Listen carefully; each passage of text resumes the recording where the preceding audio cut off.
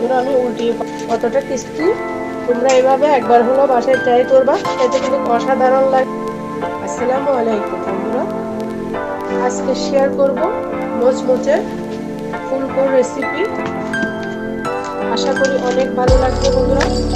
সেজন্য আমি এখানে নিয়ে নিয়েছি 1 কাপ বেসন, তারপর দিয়েছি হাফ কাপ কর্নফ্লাওয়ার,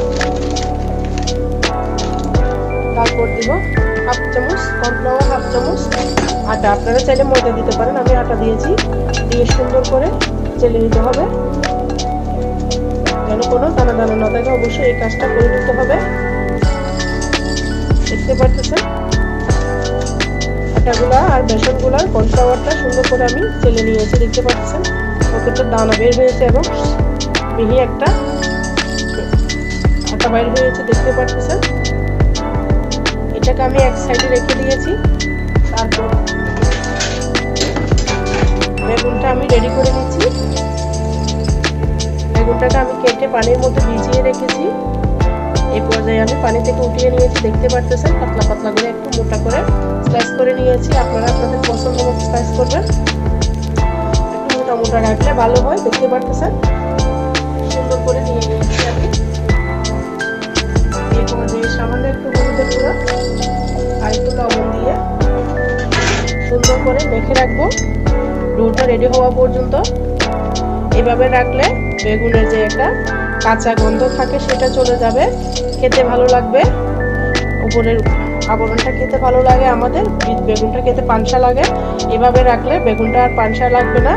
আর যারা বলে বেগুনি পারফেক্ট হয় না, আমার রেসিপি ফলো করে বেগুনি বানালে আপনাদের বেগুনিও ফুলকম পারফেক্ট হবে। কিভাবে দেখাচ্ছি আর দেখতে থাকুন বন্ধুরা। এভাবে মেখে আমি একটা স্টিনারের মধ্যে তুলে রাখবো যেন পানিটা ঝরে যায়।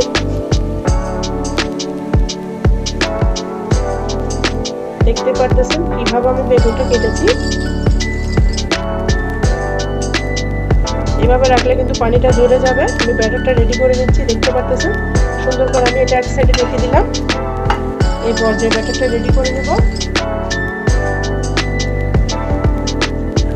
শুকনো উপকরণগুলো আমি মিক্স করে নিচ্ছি। এই জন্য দিয়ে দিলাম হাফ চামচ মরিচের গুঁড়া, হাফ চামচ লবণ, হলুদের গুঁড়া, তারপর দিয়েছি জিরা ধনিয়ার গুঁড়া একসাথে। এটা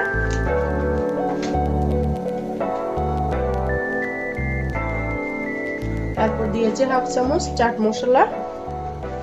একসাথে দিয়ে আমি সবগুলাকে মিশ্রিত করে নিব। তারপর এখানে আদা রসুন পেস্ট দিয়েছি। আপনারা চাইলে পাউডারটাও দিতে পারেন, আমি আদা রসুন পেস্টটা দিয়েছি।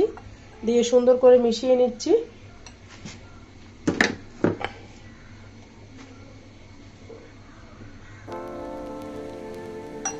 মিশানো হয়ে গিয়েছে। এই পর্যায়ে আমি অল্প অল্প করে পানি দিব। পানিটা অবশ্যই বুঝে শুনে দিতে হবে।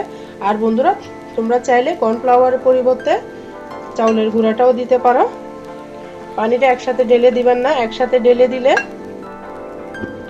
আটা ব্যাটারটা বেসনের ব্যাটারটা পাতলা হয়ে যাবে, বুঝবেন না। বেগুনের ক্ষেত্রে কিন্তু ব্যাটারটা ইম্পর্টেন্ট। কিভাবে পারফেক্টভাবে বানাতে পারবেন সেটা আপনাদেরকে আমি দেখিয়ে দিব। ভিডিওটা স্কিপ করবেন না। আর যারা এখনো পর্যন্ত ছোট্ট একটা লাইক দিতে ভুলে গিয়েছো বন্ধুরা, অবশ্যই একটা লাইক দিয়ে ভিডিওটা কন্টিনিউ করার অনুরোধ রইল। এখানে আমার আর সামান্য পানি লাগবে।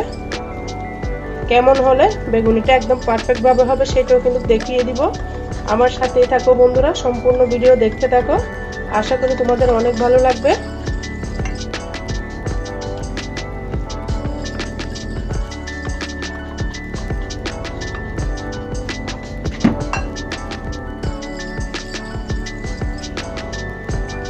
এই পর্যায়ে এখানে অ্যাড করে দিয়েছি হাফ চামচ বেকিং সোডা। তোমরা চাইলে বেকিং পাউডারটা দিতে পারো, তবে আমার মতে বেগুনিতে বেকিং পাউডারটা দিলে ভালো লাগে, সেই জন্য আমি বেকিং সোডাটা ব্যবহার করি। তোমরা চাইলে বেকিং পাউডার দিলে 1 চামচ দিবা। আর আমি এখানে হাফ চামচ দিয়েছি। বেকিং সোডা কিন্তু সবসময় কম দেওয়া লাগে, পাউডারটা বেশি দিলে সমস্যা হয় না, কিন্তু সোডার ক্ষেত্রে অবশ্যই কমিয়ে দিতে হয়। দেখো বন্ধুরা আমার ব্যাটারটা কিন্তু রেডি হয়ে গিয়েছে। এই পর্যায়ে দেখিয়ে দিচ্ছি কিভাবে বুঝবা তোমার ব্যাটারটা পারফেক্ট হয়েছে। এভাবে একটা আঙ্গুল চুবনি দিবা যখনই দেখবে এইভাবে পড়বে, আঙ্গুলের সাদা অংশটা দেখা যাচ্ছে, তখনই বুঝবা যে তোমার বেগুনির জন্য পারফেক্ট হয়েছে। অনেকজনে বেগুনির ব্যাটারটা পারফেক্টভাবে গুলতে পারে না, সেই জন্য আজকে দেখিয়ে দিলাম। এই পর্যায়ে আমি চুলার মধ্যে চলে যাচ্ছি। বন্ধুরা, এখানে আমি আগে থেকে একটা পাতিল রেখে দিয়েছি, দিয়ে দিচ্ছি পরিমাণ মতো তেল। বেগুনি ভাজার ক্ষেত্রে অবশ্যই তেলের পরিমাণটা বাড়িয়ে দিতে হবে, না হলে কিন্তু বেগুনি পারফেক্ট সুন্দর লুক পাবে না তোমরা। তেল গরম হতে হতে এখানে আমি দিয়ে দিয়েছি কালারের জন্য একটু জর্দার রং। তোমরা চাইলে স্কিপ করতে পারো, এটা অপশনাল। আমি কালারের জন্য দিয়েছি, জর্দার রংটা দেওয়া লাগবে। অরেঞ্জ কালারটা দিলে সুন্দর হয়, সেই জন্য তোমরা চেষ্টা করবে অরেঞ্জ কালারটা দেওয়ার জন্য। সুন্দর করে রেডি হয়ে গিয়েছে। তেলটা আমার গরম হলে হয়ে যাবে, রেস্টে রাখার কোনো দরকার নেই, সাথে সাথে কিন্তু বেগুনি বানানো যায়। খুব সহজ রীতিতে দেখালাম। দেখো বন্ধুরা, আমার তেলটা কিন্তু গরম হয়ে গেছে, চুলাটা আমি কমিয়ে দিব এটা থেকে। এই পর্যায়ে একটা একটা নিয়ে বেগুনিটা আমি বানিয়ে নিচ্ছি, দেখতে পারতেছ। এভাবে সুন্দর করে ব্যাটারটার মধ্যে গুলিয়ে নিলে সুন্দর মতো হয়ে যাবে। বিসমিল্লাহ, দেখতে পারতেছ বন্ধুরা।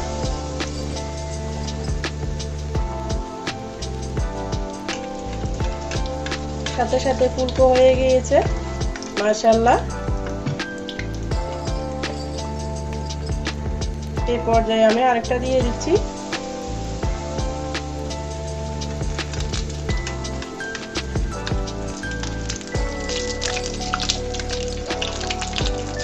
পাল্টিয়ে ভেজে নিচ্ছি। এই পর্যায়ে আরেকটা দিয়ে দিব।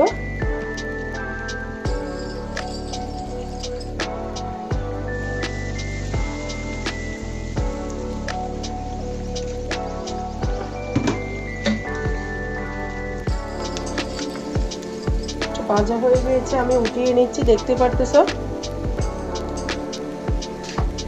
বন্ধুরা। ওই দুটো উঠিয়ে নিয়েছি। এ পর্যায়ে আমি আরেকটা দিয়ে দিচ্ছি। একটা ফুলে উঠলে আরেকটা দিবা, না হলে কিন্তু একটা গায়ে একটা লেগে যাবে। দেখতে পারতেছ কতটা ফুলকো হয়েছে। একটু সময় নিয়ে ভাজতে হবে বেগুনিটা, চাষ করে দিয়ে নিয়ে ফেললে কিন্তু তোমাদের বেগুনিটা কাঁচা থেকে যাবে। সেই জন্য ধৈর্য ধরে অবশ্যই বেগুনিটা ভেজে নিবা।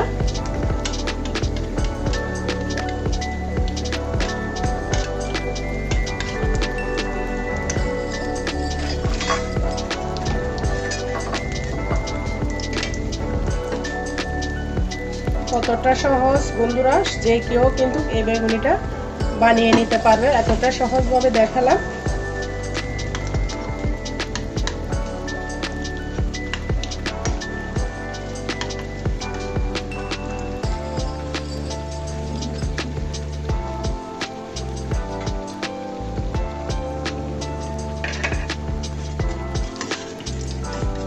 বন্ধুরা, আমি এই দুটোটা উঠিয়ে নিচ্ছি।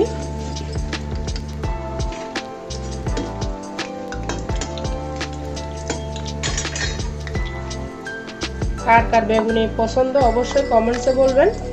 বেগুনি না হলে কিন্তু ইফতার জমে না। আমার হাজবেন্ড তো বেশ পছন্দ করে, বেগুনি কিন্তু খেতে অনেক পছন্দ করে। যত কিছু খাক বেগুনির জন্য অনেক আবদার করে, তাই কম বেশি বানানোর চেষ্টা করি। তোমাদের মাঝে শেয়ার করতেছি আজকে কেমন হয়েছে আমার বেগুনি বানানোটা। অবশ্যই ছোট্ট একটা কমেন্টসে বলবা। খুব সহজভাবে দেখালাম।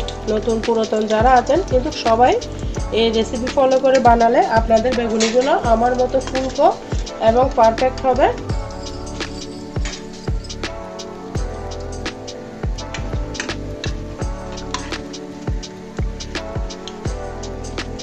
দেখো বন্ধুরা, সম্পূর্ণ বেগুনি আমি বানিয়ে নিয়েছি। কতটা মোচমোচে এই বেগুনিটা খুব সহজভাবে দেখিয়েছি। আশা করি তোমাদের অনেক উপকার আসবে মাহে রমজান মাসে। আজকে তৃতীয় রমজানে মজাদার এই বেগুনি রেসিপি তোমাদের সাথে শেয়ার করেছি। খেতে কিন্তু অসাধারণ হয়েছে, তোমরা একবার হলেও ট্রাই করবে। বন্ধুরা যারা আমার সাথে এতক্ষণ পর্যন্ত ছিল সবাইকে অসংখ্য ধন্যবাদ, অনেক অনেক ভালোবাসা। সবার জন্য শুভকামনা দোয়া রইল। আজকের মতো আমি এখানে বিদায় নিচ্ছি। সবাই ভালো থাকবে, সুস্থ থাকবে। আল্লাহ হাফেজ। আসসালামু আলাইকুম ওয়া রাহমাতুল্লাহি ওয়া বারাকাতুহু।